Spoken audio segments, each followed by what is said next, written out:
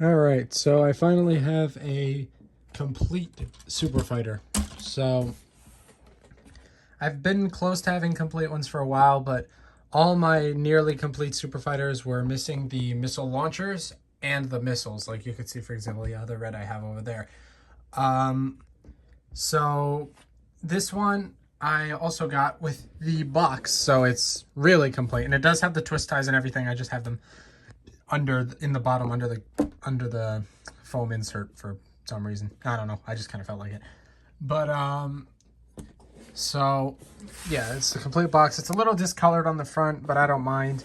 I peeled off the price sticker that was here because the seller had scribbled black all over it to hide the price and over another sticker that was here. And I thought it looked kind of ugly, so I used a heat gun to melt the glue and just peel the sticker right off. You can now see the difference between how discolored this is and what it's supposed to be. But yeah, it kind of turned pink. But yeah, and this sticker came unglued, but I glued it back. So yeah, you got that. If you want to read this, you can pause it. I'm just going to show it all quickly.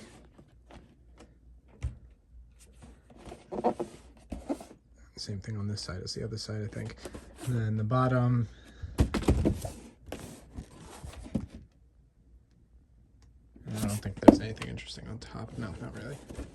But yeah, this was the Walmart. Well, they were all sold at Walmart, so what am I saying? But this has like the Kid Connection branding on it. So yeah. So here it is. It's pristine looking. It looks really nice. But internally, it was kind of bad. So first thing, and I knew this when I bought it because the seller had taken it out of the box and showed this in the photos, that the battery contacts were all rusted and corroded. So of course I had to replace all the contacts. That took a little while because some of the contacts were kind of stuck in there and I had to like fight them to get them out, but eventually I did get them out, so now it's all good. And then after that, I powered it up with some batteries and I noticed a major problem. The motor was running constantly, and not just when it was on. When it was in try-me mode, motor was running. When it was off, the motor was running. The only way to get the motor to stop running was to take the batteries out. And I was like, oh no. Because usually with these Happy Kid robots, if they have a board problem, it's not fixable. If you have a board issue, it's usually from the IC chip. It's usually screwed and you can't save it. So I was planning to put in a Turbo Fighter, second gen Turbo Fighter board in, which, as you know, second gen Turbo Fighters have Super Fighter audio. And since I have a spare board, I was going to wire this up. Thing is, I wasn't sure of the wiring, so I told Ivan, my friend Ivan, Zodic635, I sent him a message on Messenger and I told him about my predicament here. And so he tells me, he sends me a diagram because I asked him for a diagram of how to wire this. But he also says, sounds like a transistor problem. And I'm like, really? And he's like, yeah, you might want to try fixing that before you replace the board.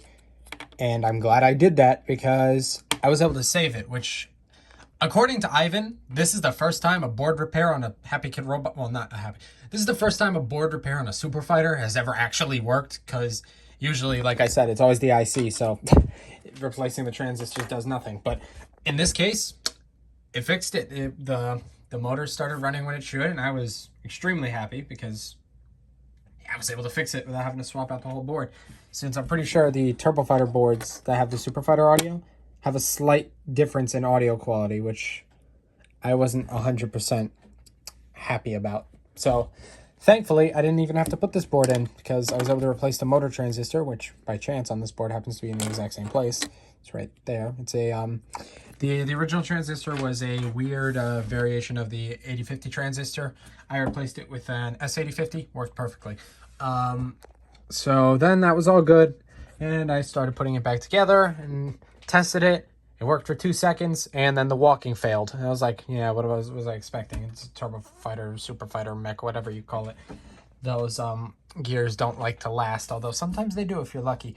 So I ended up having to replace it. So I opened it up expecting it to be one of the normal big 10-tooth gears that usually breaks. Nope. it was a completely different one that I don't like. So basically, here's, I call this the core. This is the original one. You might wonder why the heck I swapped out the whole core instead of just the gear. Well, I'll explain. So obviously here you can see there's another big 10-tooth gear. And as you can see, it's split. And you're probably wondering why the heck I didn't replace this one and I just swapped the whole core. Well, you see, these are, they have a slight difference in the size of the shaft hole on the gear. So you can't use your normal 10-tooths. And I don't have a 3D model ready to print with the smaller hole. And I was too lazy to change modify the existing 10-tooth Happy Kid gear model we have out of pure laziness, even though I probably put more effort doing this. And so that means I had to use an existing gear that I had, which I have a bunch of Turbo Fighter, Super Fighter parts lying around because as a kid I used to just buy Turbo Fighters. They'd have issues I didn't know how to fix and they'd just get scrapped. So I have parts lying around for days. So I just grabbed a new core, and you might think, oh, so just take the gear off that core and put it on this one. I didn't do that because it's a pain in the ass to take these gears off the core, so didn't bother. This one comes off easy because it's split, but a good one, pain in the ass to take off. You probably damage it trying to take it off. So I just swapped the whole core. And once I did that, it was finally done. So yeah, this thing is, it looks great too cosmetically since it was probably in the box for, what, like, I think these are like 20 years old now because the original launch of these Super Fighters was 2002. So yeah, they're like over 20 years old now. Jesus. Yeah, and you got the missiles, which I'm really happy about because I've had missile launchers for Happy Kid Robots, but all of mine are all missing the missiles. They never had them when I got them. So yeah, so now it's nice to finally have 2 missiles. I gotta make sure not to lose them, like some people will. I'm talking about the previous owners of these things, by the way. But yeah, so now it fully works, and I think that's all I have to say about it. So I'll get to demoing it. Oh yeah, also, these are not, you might think, oh, now I have 2 reds, maybe I'll sell one. No. Reason being they're different models, and there's some minor differences. The board is slightly different. The programming is identical, but the board is laid out a little differently. The audio quality is a little different. Even the plastic paint or whatever is a little different. This is a later model. This is around, if I had to guess, this is around 2003, 2004. And then this one's 2004, 2005, around there. One of the easiest ways to tell the difference is the older ones. The guns can just slide right out of the hand. The newer ones, the gun has clips in it to keep it from sliding out so easily. That's one of the quickest ways to check, although there are more ways. For one thing, the audio quality is a lot worse, and I think it has to do with the speaker on the later ones.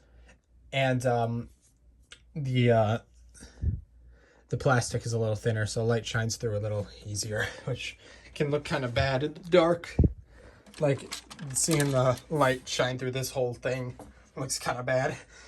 But, yeah, although the older ones are a little problematic. I've seen many have board issues, while the newer ones not so much. Like mine was fried. Jorge Tack Beast, my friend's, he has an older one too, and it was fried similarly to mine, except his wasn't able to be saved by replacing the transistor. His was, as far as we know, was an IC problem. Yeah, because his was a little different from mine. So mine, as I was saying, if you remember, the motor ran constantly no matter what. His, when it was off, if I remember correctly, it was off. But when he would put it on or try me, the motor would run slowly, constantly. Like when it was on, whenever it was supposed to move, it would run at normal speed. And then whenever the motor was supposed to be off, it would be still running, but slowly when it was on play mode, on mode, whatever. Try me, it was just constant slow because the motor's not supposed to run then. So we think that was an IC problem and not just a transistor on the board. We think the main IC chip was messed up, but we never know. Maybe I'll convince him to do more experiments to see if he can get it working. But I think that's all I have to say. So I guess I'll switch it on and demo this thing now. It looks cool and it works good. I am a super fighter.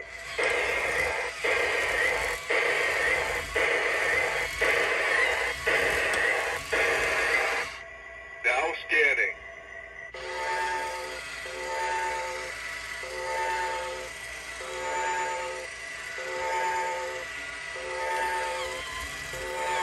Oh, cool. The relay just failed.